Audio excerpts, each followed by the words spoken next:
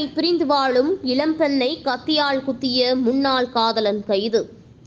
கோவை பேரூர் பகுதியைச் சேர்ந்த பிரீத்தி திருமணமாகி 1 வயதில் ஒரு ஆண் குழந்தை உள்ளது. தனது கணவர் முகுந்தன் என்பவருடன் கருத்து வேறுபாடு காரணமாக பிரிந்து தனது தாய் வீட்டில் வாழ்ந்து வருகிறார்.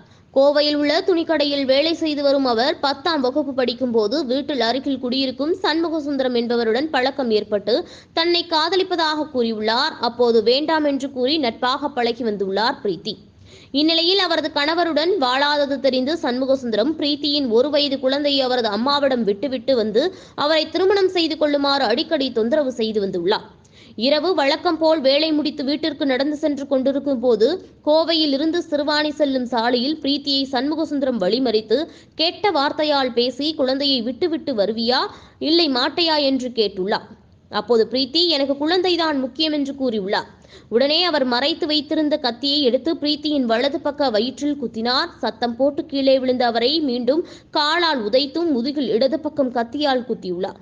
அவர் சத்தம் போட சண்முகசுந்தரம் அங்கிருந்து தப்பினார். அக்கம் பக்கம் இருந்தவர்கள் அவரை மீட்டு 108 ஆம்புலன்ஸ் மூலம் கோவை அரசு மருத்துவமனைக்கு சிகிச்சைக்காக அனுப்பி வைத்தனர். இதுகுறித்து பேரூர் காவல்துறையினர் வழக்கு பதிவு செய்து காதலன் சண்முகசுந்தரத்தை கைது செய்தனர்.